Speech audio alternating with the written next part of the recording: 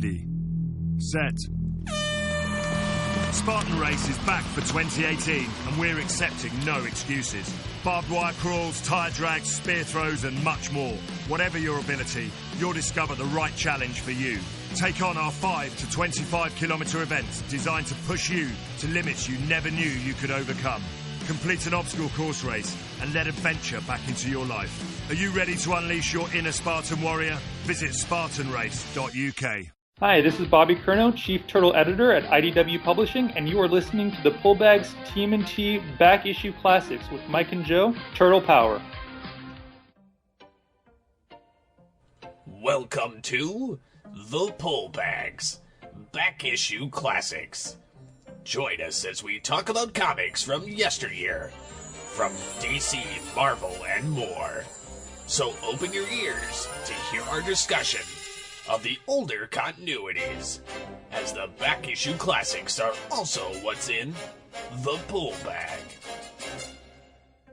Hello and welcome to the Pull Bag. This is yet again another back issue classics, and I'm of course one of your hosts, TFG and Mike. Joining me is Joe Reed. Hello, sir. Hello to you and hello to our listeners.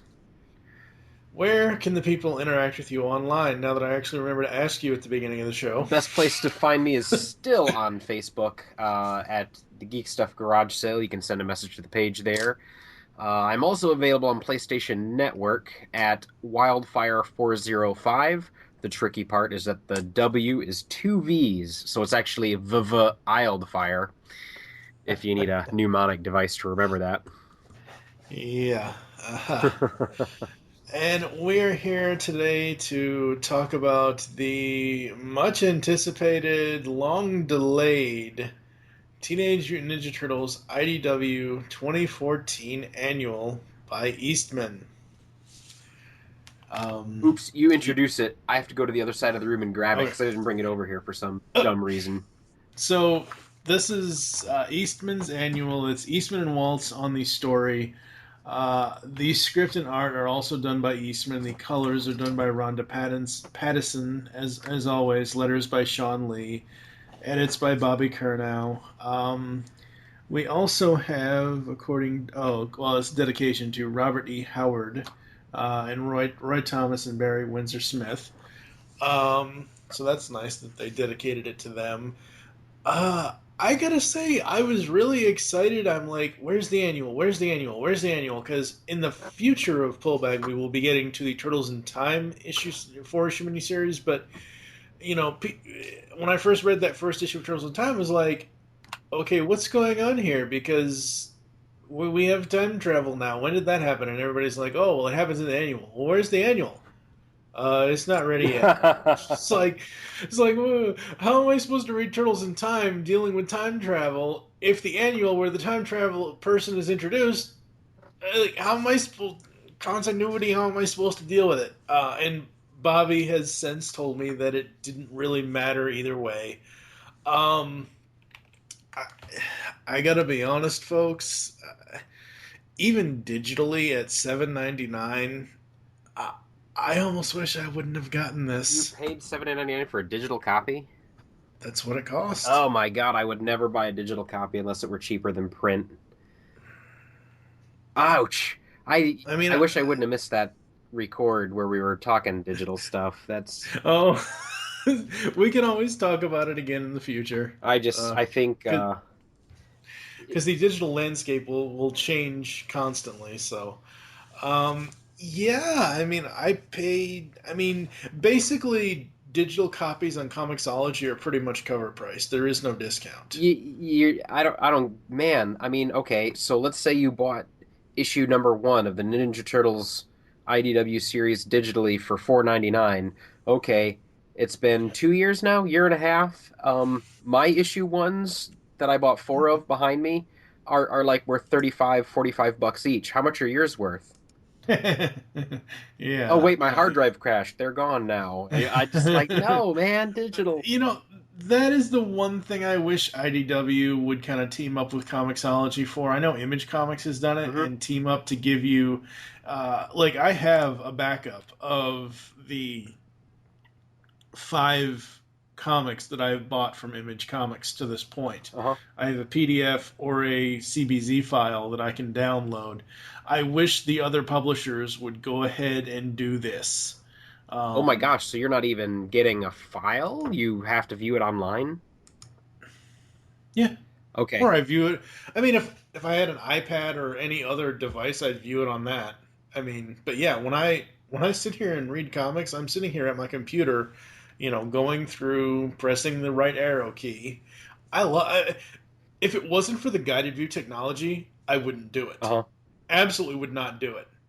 But because of Comixology and their guided view technology, and it zooms in on stuff, I'm fine with sitting here.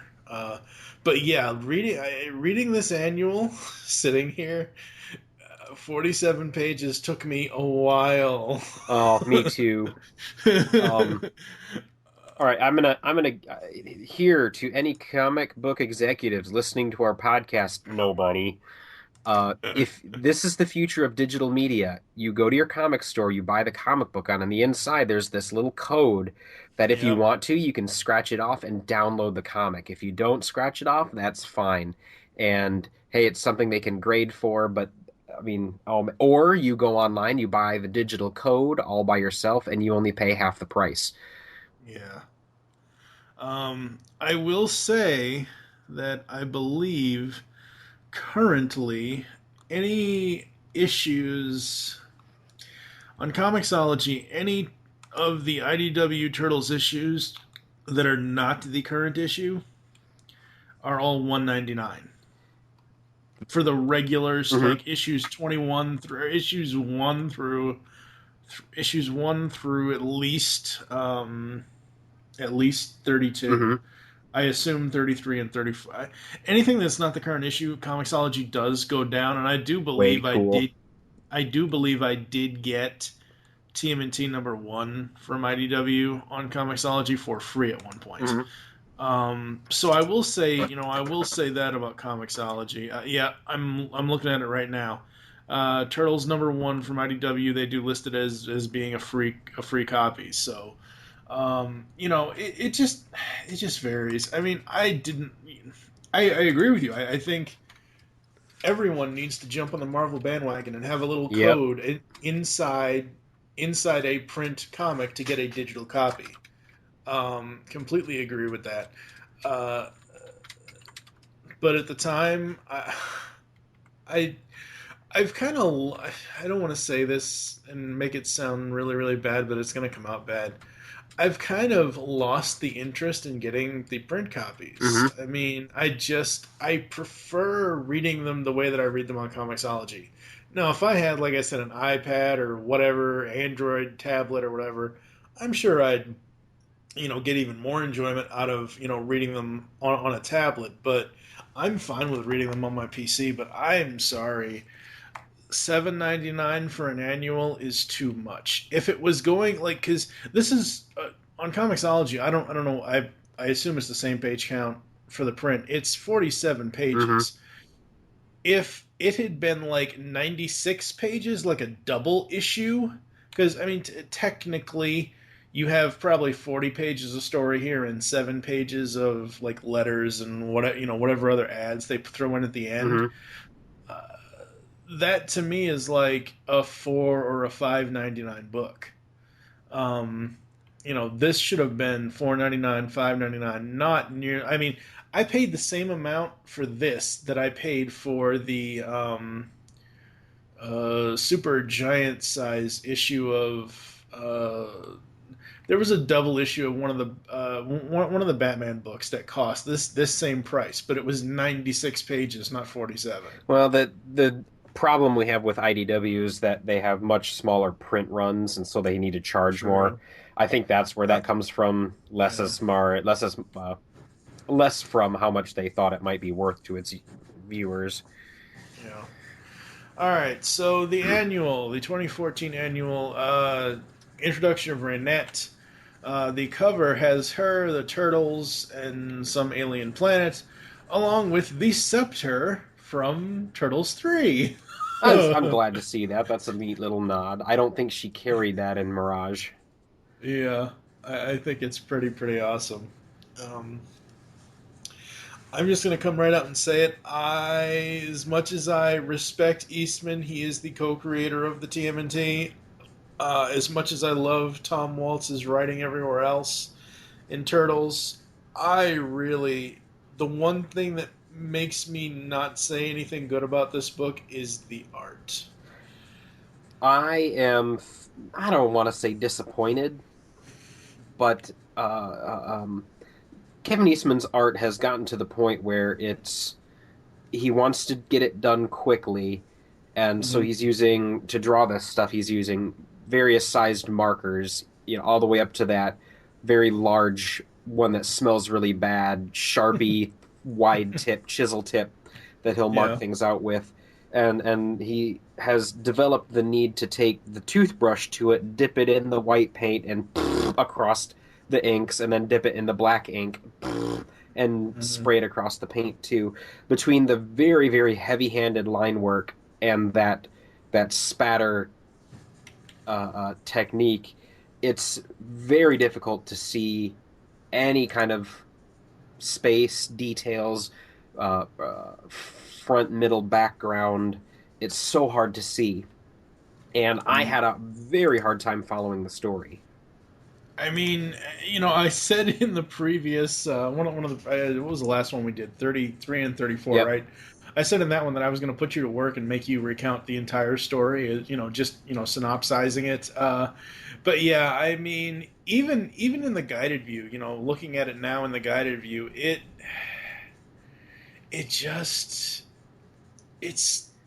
I'd rather have Ross Campbell's art than this. I'm sorry, and we know that we don't like a part of what Ross Campbell does. Not to say that he's a bad artist. He's not. We just don't like his My Little Pony feet and whatever else that he does for the Turtles. But I just, the art took me so far out of the story. I could not concentrate on the story itself. And it hurts me to say that. And it really hurts me to say that after, and I think I talked about it in the last issue, that issue 50 reprint omnibus with the pen and ink layouts that Eastman did. Eastman is an incredible artist. The way he sees, the way he thinks about each panel, and I know he did the layouts for the first 12 issues. He was, and sadly, his layouts looked about as worked up as this. There's a couple panels where he spends time on. My pages aren't issued. There's a point where they get sucked through time, and you get to see the weird flying city thing that they land on, and that's a nice looking panel. It's a neat looking work of art. It looks like it's from the 1980s, and it should be on a felt poster or a rock and roll album cover. But I don't. Oh, it's the back cover of my trade. That particular panel. But I know he can draw, and he's kind of just not really. Yeah. That's the other thing I love about Comixology. If I need a page number, I can just click on a button that says show page numbers. And I'll tell you the other thing that took me out of this story. As cool as after they get sent through time here with Renet, and they show the black and white city thing here. This is on it's on page 13. Once this book went to black and white again, that's where I lost. If they were just going to switch it up and have all the characters and all the backgrounds in black and white, at least do color bubbles. I need, for me, for my eyesight, for how I read, I need contrasting things in my reading. Okay, sure, you can't get that in an actual novel, like an actual written out prose novel, but in comics, I need contrast. I can't look at all this black and white stuff. For it probably took, and guys, listeners, I'm not trying to bash Eastman at all. It's just, that this wasn't my cup of tea. If we do ever interview him, I'd be interested in having him talk about how his art style has changed. And again, here's a good way to really think about this and to not have Kevin Eastman want to beat me if I ever do meet him. It's not that the art is bad. What it is it's transcended comic book illustration, and it's turning into a fine art style.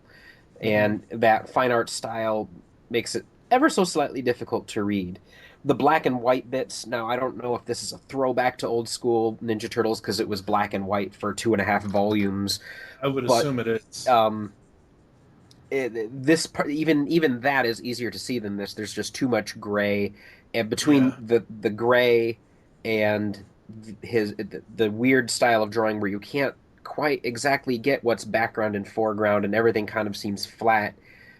It's very difficult to visually read.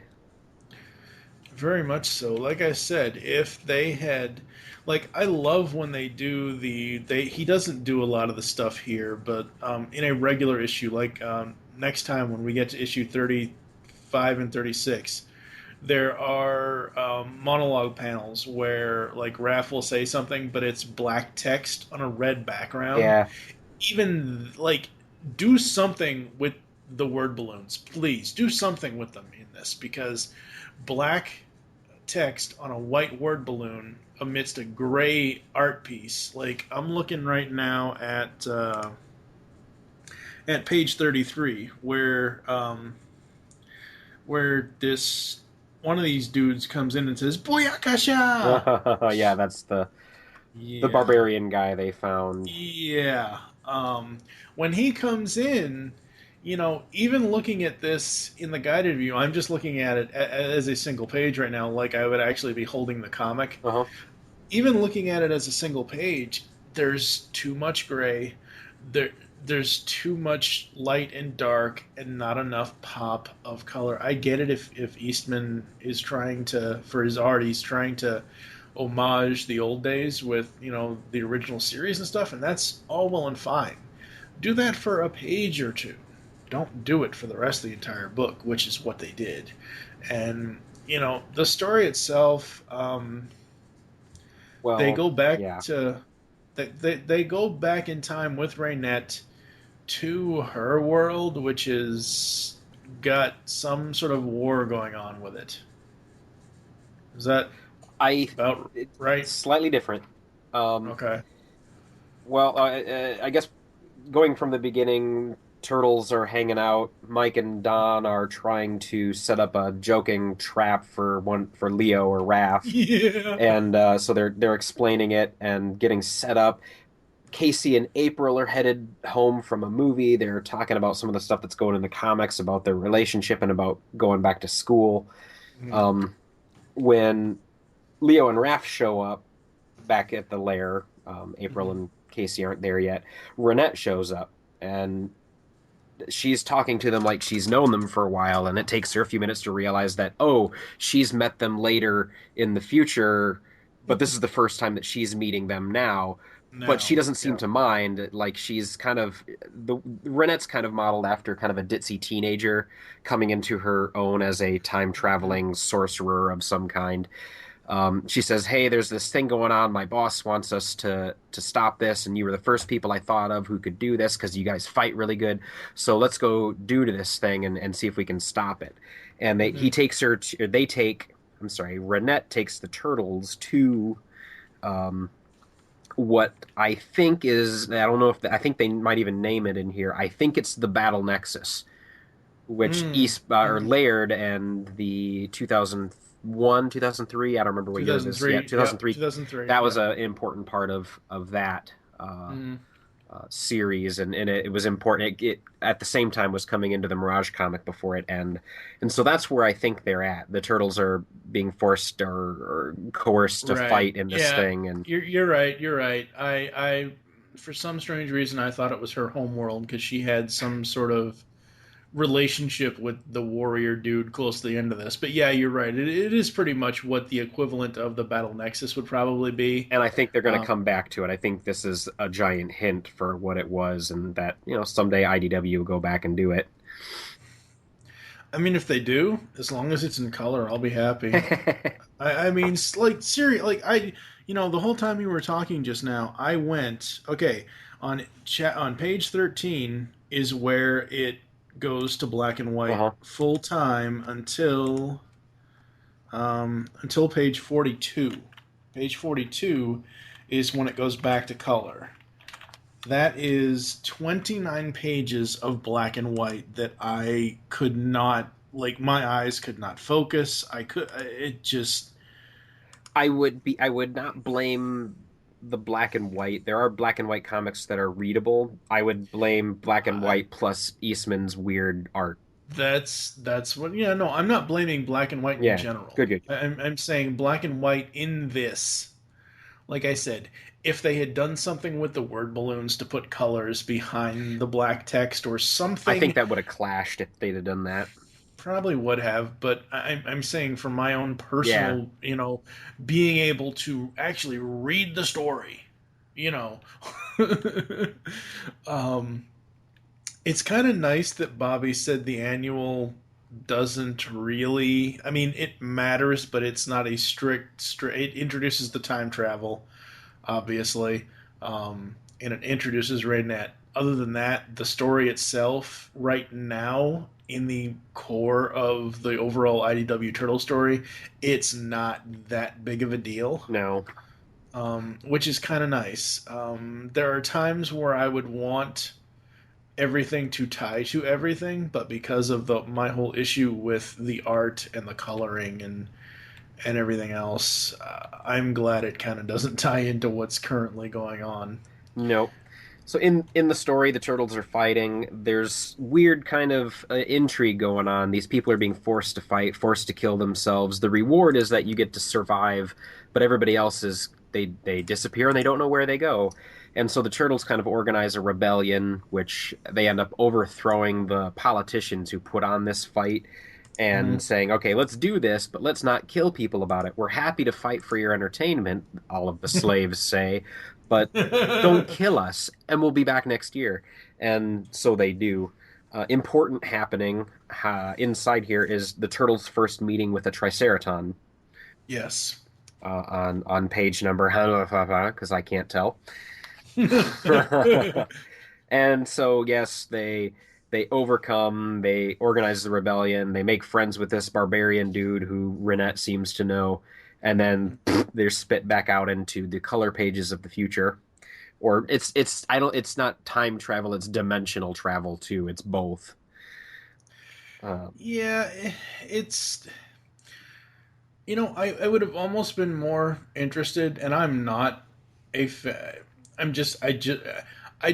have a, I guess, overall indifference to this franchise, but it's very popular nowadays. But it would have almost been a little bit better if the scepter, the time scepter, the time travel scepter thingamajig turned into a damn police box and then got in that, because it would have made more friggin' sense. But yeah, I will say that at the beginning of this book, and close to where it goes back to color on page 42, and they return out of the Battle Nexus, I do love how Splinter is like, what the heck are they doing in there? I think a good 2-hour run across the East Village should do the trick. Like, I love, like, he has no idea what's going on this entire time. Did you notice that he's on the toilet? He's flushing. That it's a pull chain toilet. Oh, what the hell, Kevin Eastman? What the hell? What is going? Oh my God, that's horrible. And he almost says, "Oh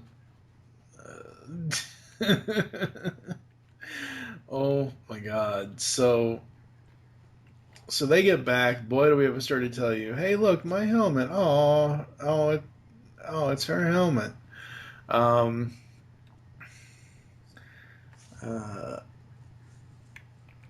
So they try to. This is where the trap from the beginning comes in, because Leo wants some water. And he goes to stand on this thing, and the next thing he's all tied up and everything else, and it's so funny. It's just so funny. They get him all strung up, which is interesting. I will say that I do like the art here. And he is super pissed at them. Super pissed. And then, of course, he just laughs it off.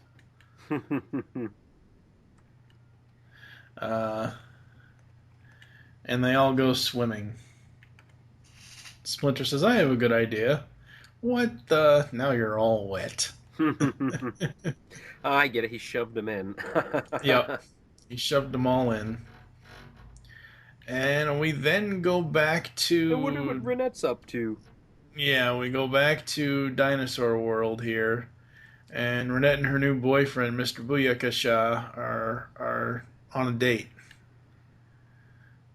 In the Jurassic. Yeah. And she says her final line is, the best hold on, and we'll get going, but I have a feeling we'll be seeing those cool, nutty green dudes again. Not if they see us first. Ha, ha, ha, ha, ha. And then they flash, which I'm not sure why Eastman decided to stick with color on, like, after the turtle scene here with Renet's scene. Because the very last panel of the book is a picture of that city in black and white again. Yeah, that's my back cover. Oh, okay. On the inside, the Renet and Mr. Booyakasha, whose name I never caught because I was not focused very well. Yes. It's on the left side. The right side's the back cover, and it's an ad for Ninja Turtles Monopoly. Hey, that might be fun. Yes, it would be. And then on the back cover is the city again with the barcode. Yeah. Overall, why did we have to wait this long? Because Kevin Eastman's busy at conventions, sitting on his big fat wallet, charging $35 an autograph. He probably doesn't do that. I think autographs for creators are free.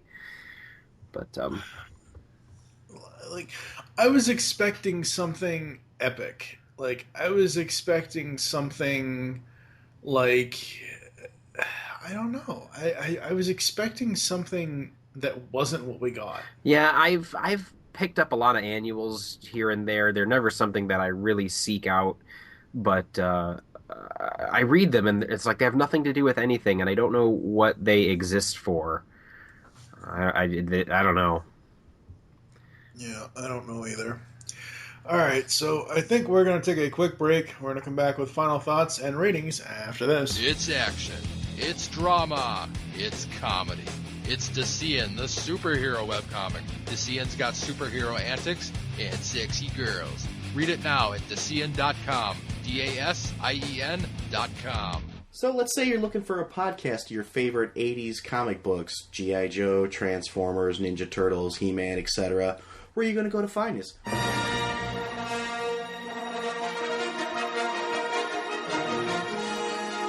Welcome to Star Joe's Podcast. I'm your host, Ryan. And I'm Chuck. That's right, everybody. We're the Star Joes. We host a podcast called Star Joe's Podcast, where we talk about your favorite comic books, your favorite toys of all the 80s properties. Star Wars, G.I. Joe, Transformers, Mask, Thundercats, Voltron, you name it, we cover it. If it's in the 80s, we'll cover it at some point. Yes, so what you want to do to find us, you can go to iTunes, you can go to www.starjoes.com. And remember, the Force will be with you. Because knowing us is half the battle.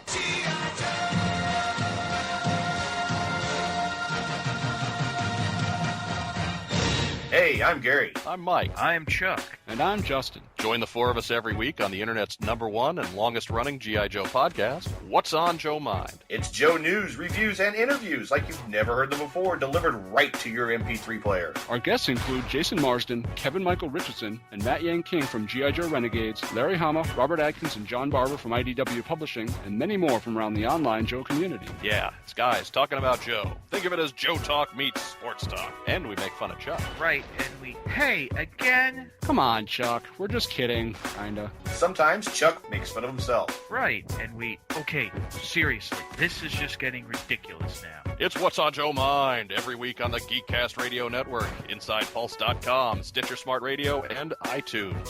Download and listen today. I suppose I still can't say something about Transformers, can I? Good. No. What about sports? That sounds good. Yeah, that's all right. Ninja Pizza? Well, what do you know? Rock, dudes! Do you realize what this is? The crucial piece of evidence we were looking for? The clue which will lead us to the heart of the evil ninja empire? No, even better! It's a place where we can get some pizza! Right on! Okay, I'll head up there and check it out. No, April. It's too dangerous. You wouldn't last 5 minutes in a ninja pizza parlor. I love saying lines like that. We better go with you, April. That's right. And besides, we're hungry! Alright, we are back. The best parts about this annual for me were when it started with all the turtles and meeting Renet, and when it ended when they came back from the time travel. The beginning and ending. The middle, not so much. They had a few good lines in the middle and stuff, but again, it's the art and all of that take me out of the story. Yep, entirely. And as I said a moment ago before we took the break, I was expecting something completely different than what we got. Mm-hmm. I don't know what I was expecting, but I was expecting something. Something that wasn't this.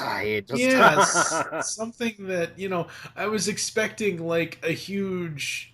what would have been awesome for an annual? I know they'll never do this, but a tour of the Technodrome, even though it's not finished yet. That, I don't know. It just, I don't know. What are your final thoughts, and then we'll do ratings. I love Kevin Eastman, and I know he's capable of doing beautiful art. Go see that issue 50 thing that IDW released, and look at his pen and inks. They're beautiful. But this was just too hard to read, and I don't like saying that. But I'm I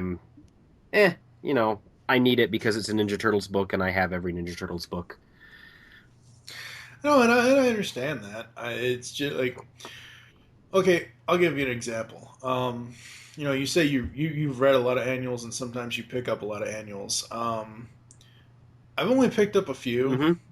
One of my favorites that I picked up was, surprise, surprise to any of the people listening, Nightwing Annual #1 from DC New 52. Mm-hmm. It's a story that takes place in between parts 1 and 2, or 2 and 3 of the Batgirl Wanted tie-in. So that annual is a story of Dick Grayson, Barbara Gordon, will they, won't they, why can't they kind of thing, why can't they be in a relationship, etc., etc., etc. That's something I'll go back and read every now and then.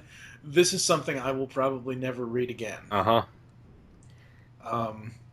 And because of that, and I'm actually going to read the description on this so people know why my reasoning is for my reasoning, but I've never, since we've had the GCRN universal rating system, I've never gone below a 3, I think. As far as actually using this rating system, I've rated other cartoon episodes like a 1 or a 0 or whatever else, but as far as a written comic review or even here in the pullback, I don't think I've ever gone below a 3-star rating.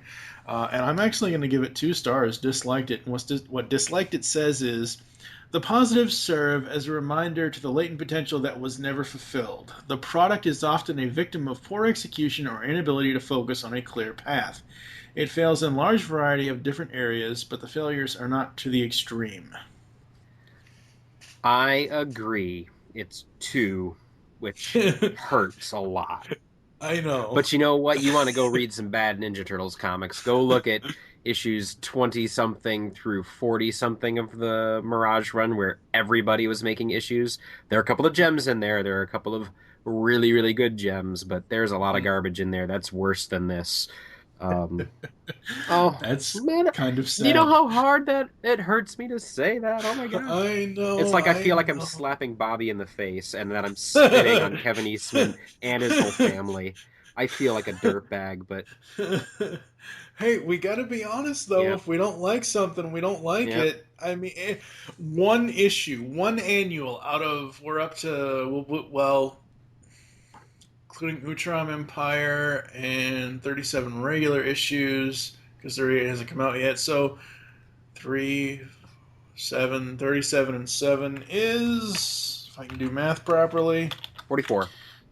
Yeah, we've had 44. I mean, sure, you and I have had certain issues with other TMNT issues that we've talked about, but we've never not given them, well, we've never not given them less than a 3.5 or a 4. I mean, there's usually one or two things, sometimes nitpicking, sometimes real major issues of dislike, but nothing that overall takes away from our, core rating for the overall story and the overall art in the book. And this just takes the cake.